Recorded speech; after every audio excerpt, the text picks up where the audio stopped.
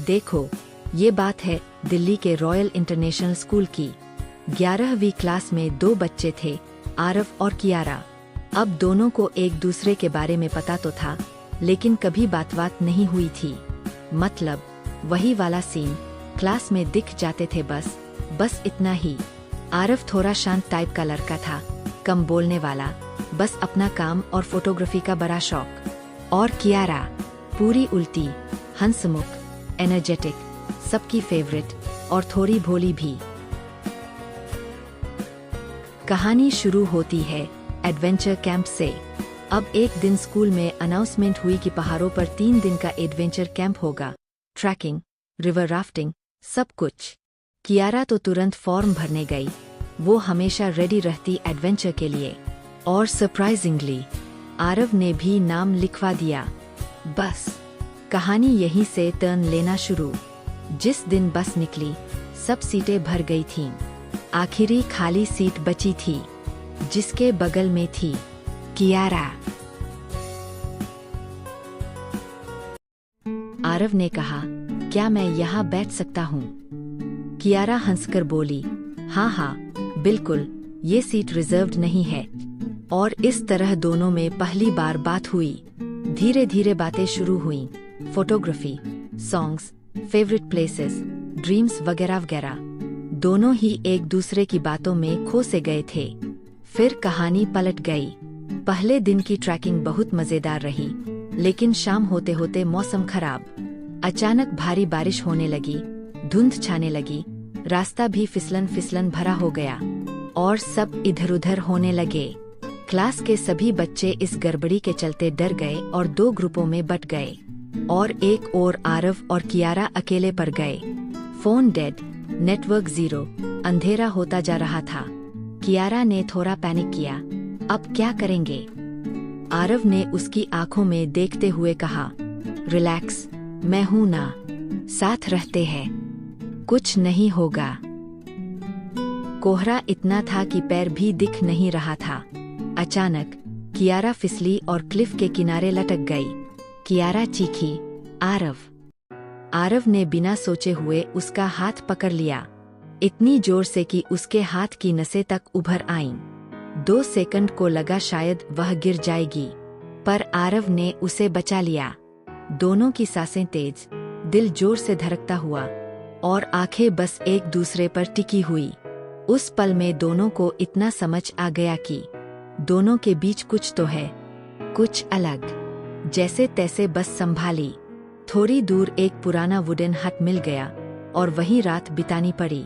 आरव ने किसी तरह आग जलाई। कियारा धीरे से बोली, थैंक यू। अगर तुम ना होते तो पता नहीं आज क्या हो जाता मेरे साथ। आरव ने उसे देखते हुए कहा, I just couldn't let anything happen to you. Kiara चुप, बस मुस्कुरा दी।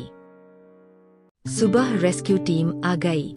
सबने दोनों की तारीफ की, क्योंकि आरव और किराया दोनों ने सबकी बहुत मदद की और उन्हें पैनिक करने से रोका।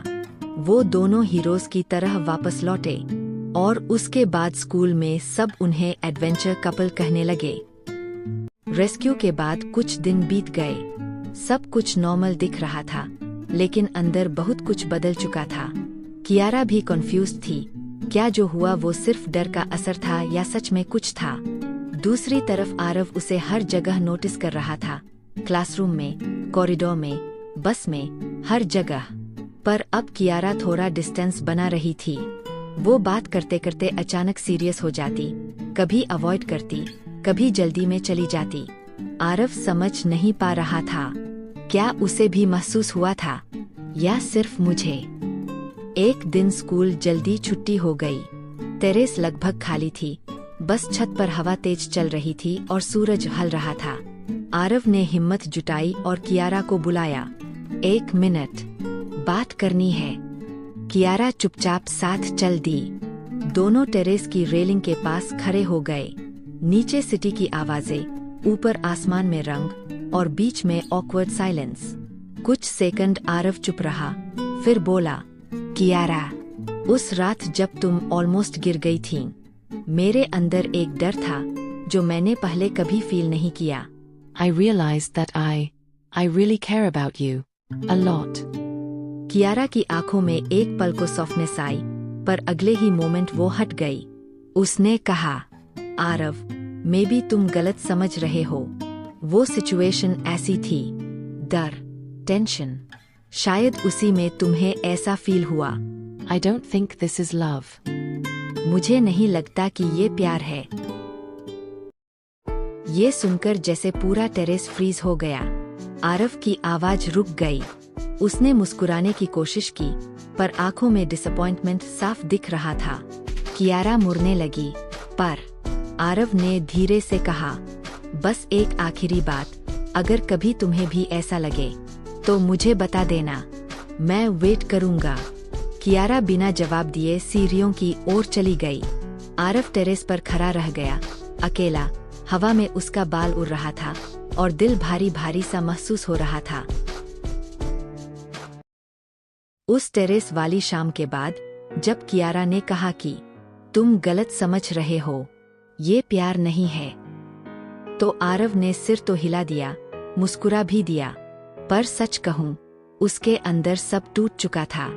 जब कियारा वहां से मुड़ी और धीरे धीरे सीढ़ियों की तरफ चली, तो आरव बस उसे जाता हुआ देखता रह गया।